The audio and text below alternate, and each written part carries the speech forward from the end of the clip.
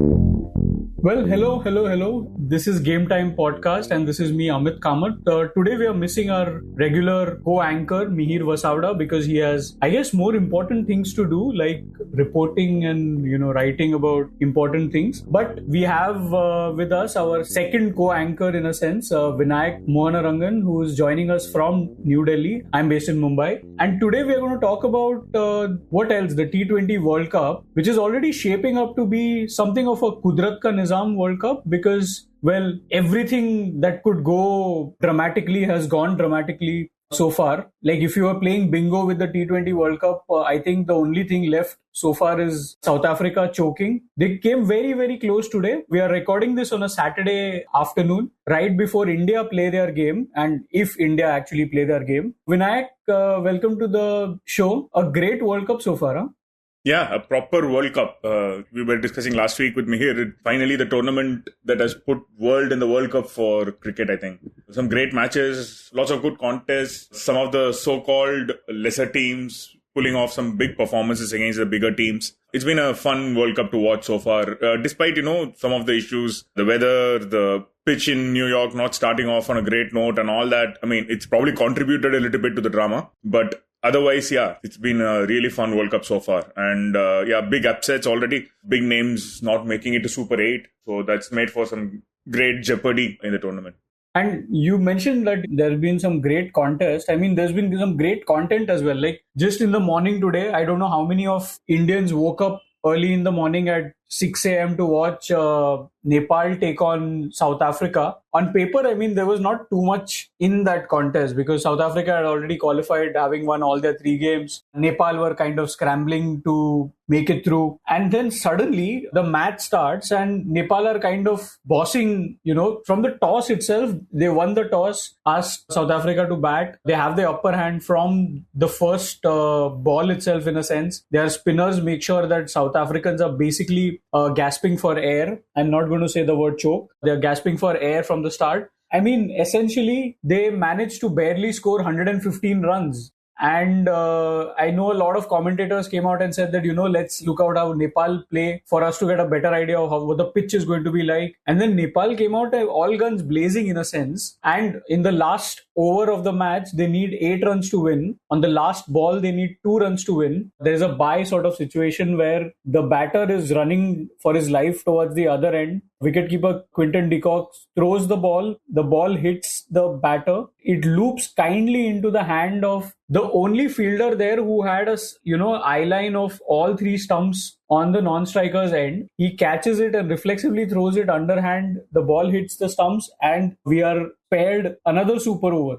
I mean, everything going off, and if run had been completed, not to forget that the batter Jha, when the ball hit him, he kind of slows down. So if he does not slow down, or if the ball does not ricochet and go straight into the hands of, I think it was Henrik Klaasen who caught it and threw and got the run out. All of that does not happen. Nepal have probably beaten, for the first time in their short career, a full member team of the ICC. I mean, they would still be in contention. But unfortunately, it came down to that. And that was, for me, I think, the most exhilarating result. I know a lot of people will try and say the no result between USA and Ireland was the headline grabbing one because it kind of shoved Pakistan out of the World Cup. Vinayak, what has kind of stood out for you so far in the tournament? No. First of all, thanks for that lovely summary of Nepal, South Africa. I couldn't catch it in the morning. I was in a flight, got out of the flight, and I was watching South Africa's batting for a while. It didn't look great, and to see Nepal got so close and to lose in such circumstances is just like, I think it sums up what this World Cup has been. Oh, just for a quick word on South Africa, I think it's a very misleading 4 wins sort of situation for them. I think they could have easily lost all 4 of their matches in the group stage, right? I think they were in trouble in almost all of them. A yard year from Mahmudullah for that 6 of a full toss. Their collapse against Netherlands.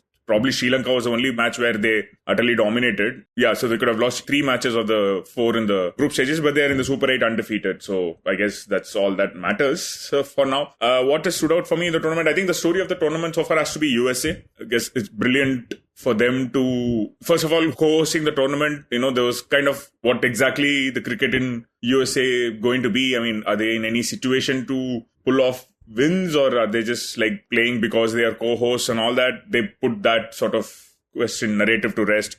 very quickly with a win against Canada to start off the tournament. That was a brilliant run chase, probably the best run chase we've seen in the tournament so far. And then to defeat Pakistan in a super over, then to run India close. I think we should talk about that a little bit.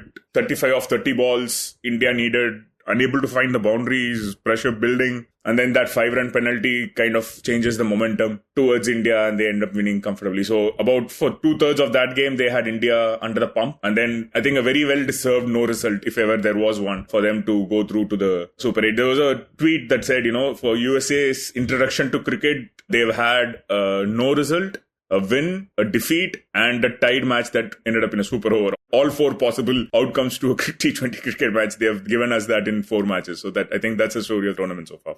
Right. Vinayk, just very fascinating anecdote from the pages of history about, USA and cricket. I know a lot of people may find it very, very interesting to know that, cricket is something that has been around for almost 400 years in USA, although we never hear of it. But then it was in 1754 that apparently Benjamin Franklin brought back from England a copy of the 1977 laws of, cricket. So some massive history there. Obviously, it's never developed so much. But then, they've had a really, really deep history in cricket. In fact, the first cricket match that USA apparently ever played was in 1844 against Canada, somewhere in New York. The first international recorded match. Yeah.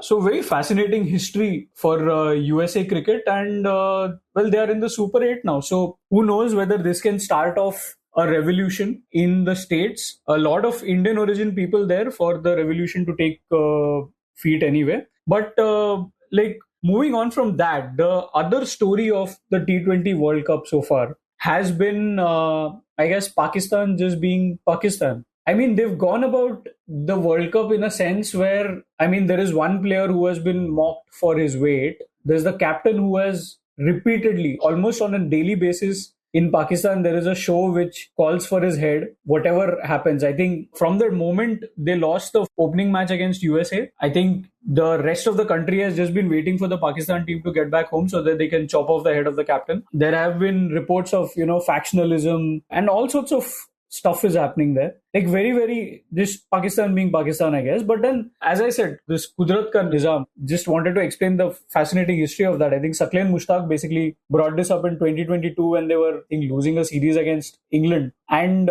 since then, every time weather intrudes and tries to screw up Pakistan's happiness, people bring out the meme about qudrat ka nizam. And that is exactly what has happened. And not just with Pakistan, I think. It's actually the other way around. So qudrat ka nizam is when things contrive for Pakistan to somehow achieve things that didn't seem possible. Like kind of when they qualified from last World Cup when they lost the early match. So this is anti-qudrat ka nizam. Yeah, so what happened this time was qudrat stopped nizaming. So essentially the universe conspiring for Pakistan to do well is what was seen as qudrat ka nizam, and now... it's out of fashion these days. Yeah. In the US, qudrat was anti-nizam.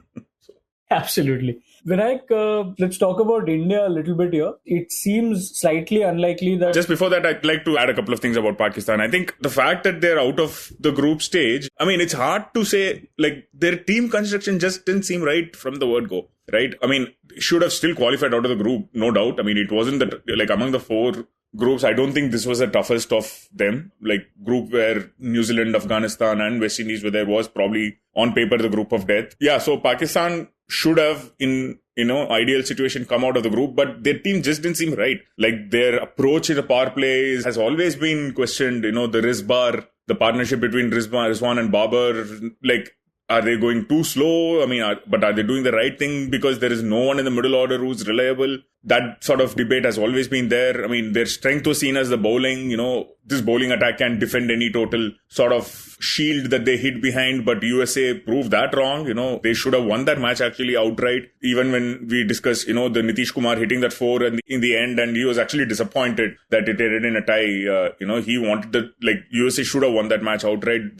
Pakistan's bowling wasn't great that day. Against India, they were okay, but for half the innings, they were not hitting the right lengths. India were 81 or something at the end of 10 overs. On that New York pitch, that is that's gold dust. And, against Canada, they were decent, but, it's just their bowling didn't look world-beating there either. So they just didn't seem right on multiple fronts. Fielding was Pakistan, the super over fielding. I think that will make the tournament blooper reel, like it will comprise of 50% of the tournament blooper reel, just that super over. So yeah, it's just the fact that they underperformed is one thing, but they didn't have the balance right. They didn't have their tactics right.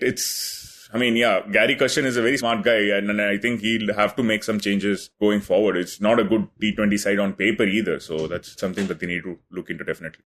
Yeah, but he was also choppered in very late in the day to kind of right. Yeah, exactly.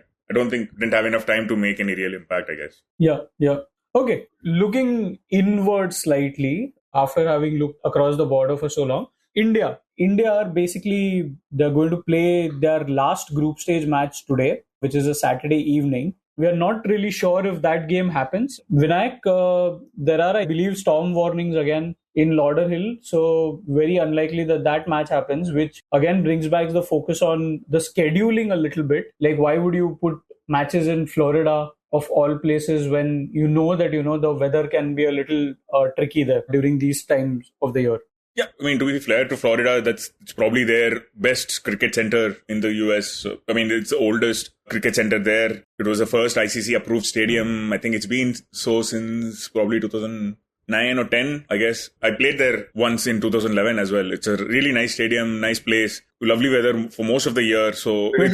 Hang on. Let's unpack that a little bit. You said you played there?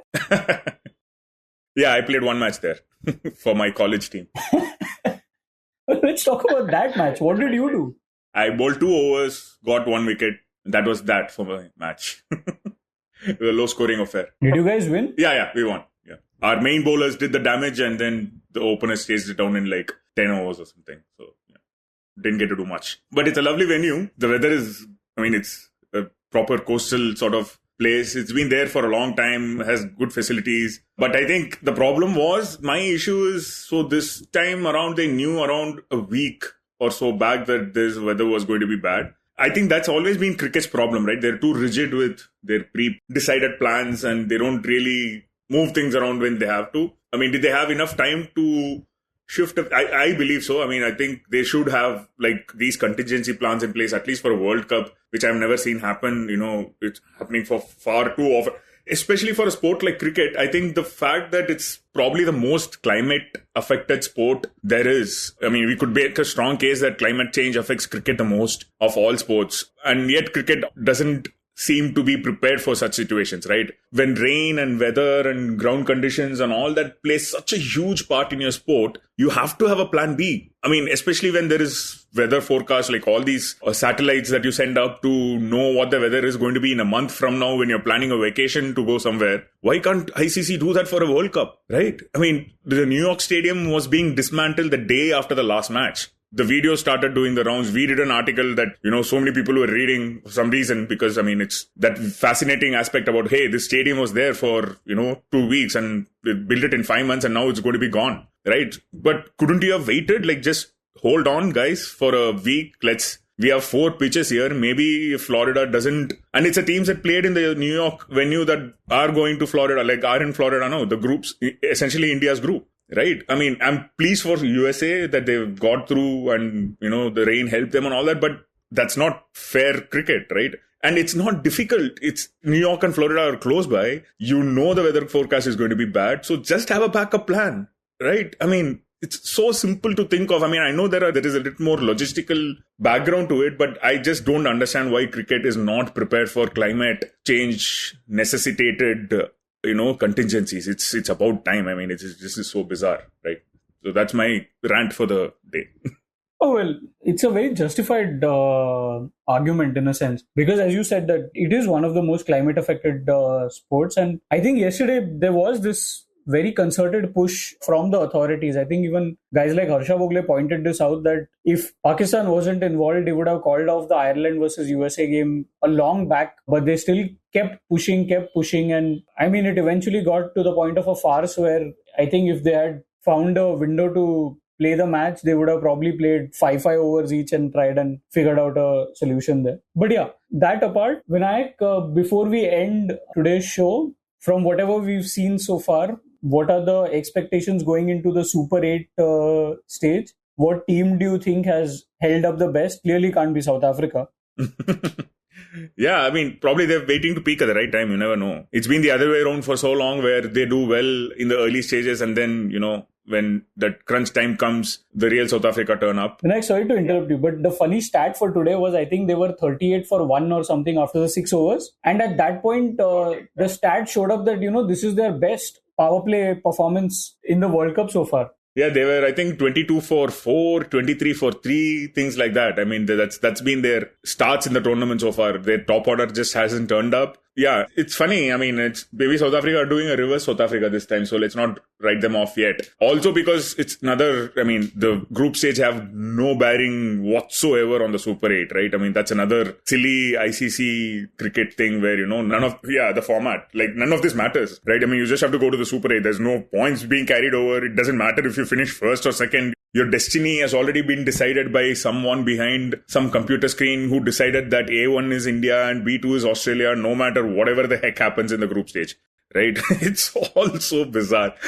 Yeah, so the Super 8 is looking like at the time of recording, India's group looks all but set. India, Australia, Afghanistan and Bangladesh should make it as the fourth team. 3 teams are confirmed there. In the other group, it looks like USA, South Africa, West Indies will be joined by England, despite Josh Hazelwood throwing that curveball of, hey, we'll try and make England go out of the tournament, which I don't think they really will on the field, because I don't think they're too proud a cricketing nation to lose against Scotland. So that's not going to happen. So as long as England beat Namibia, we have the 2 groups. I think they were not trying to say that they will lose, but they were saying that we'll try and right. The net run slow down their thing. And even that, I think somebody has pointed out that, if you do that, your captain is probably getting banned for 2 games at least. And also getting fined. Well, I mean, that's also, I don't, I mean, how do you prove that, right? I mean, how does ICC prove that they were so? I mean, Australia could turn up and say, hey, Scotland put really well, man. What the heck? I mean, like, are you disrespecting Scotland saying they weren't good enough? That's an argument that you're not really going to win. The springs in our bat were not springing. Yeah.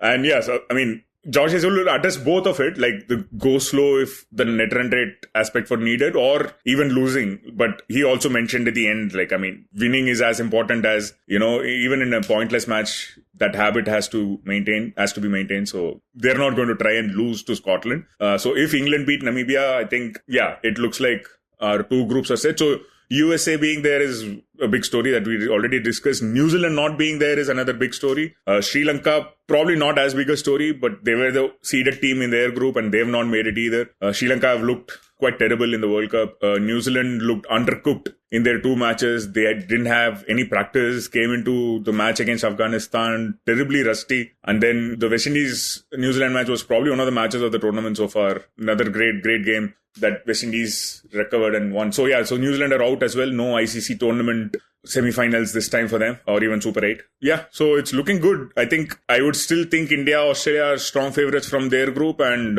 South Africa, and if England make it probably England and West Indies from that group, I would think. So the big 3 plus one of the hosts in the semi-finals is looking likely. Yeah, well, that's on that. What are your predictions, Amit, before we sign off? I don't do predictions in cricket. I barely even watch cricket.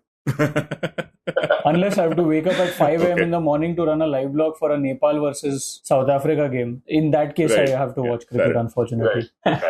Well, so on that note, I think that's all the time we have for this episode. We'll see you next week when hopefully Mihir Vasavda will be joining us. And maybe I think from next week, we'll start talking more about the Olympics as we build up to Paris 2024. Amit, before you wrap up, just a minute of your experience in Norway. Just a quick wrap. How was that? What stood out for you? That Prague win must have been one of the highlights against Carlsen. I think, and it was very fascinating when we spoke to Prague right after the game, and he was like, he kind of tried to provoke me with the opening, and I was like, sure, let's fight. So very casually he said this, and I think every time now we get all of these games between Carlsen and one of these young Indian kids, be it Arjun, be it Gukesh or Prag, there's always the hope now that, something will happen. Because as Hikaru Nakamura pointed out that, when Carlsen plays against these kids, he's usually very, very keen to try and take more chances. So that leads to slightly more open games as opposed to, when you have like a Hikaru Nakamura versus a Carlsen, where both of them are very, very cautious not to try and make something like appear foolish in a sense. More textbook. Yeah. So I mean, they'd probably try and play for a draw. Interesting. Yeah, some great stories, man. Just give it up. Yeah. Anyway, well, that's all the time we have for this week. Thank you for listening and joining us. This is me, Amit Kamath, and my co-host Vinayakk Mohanarangan signing off. See you next week. You were listening to Express Sports by the Indian Express. This week's show was edited and mixed by Suresh Pawar and produced by me, Shashank Bhargava. If you like the show, then do subscribe to us wherever you get your podcasts. You can also recommend the show to someone you think will like it. Share it with a friend or someone in your family. It's the best way for people to get to know about us. You can also tweet us at Express Podcasts and write to us at podcasts@indianexpress.com.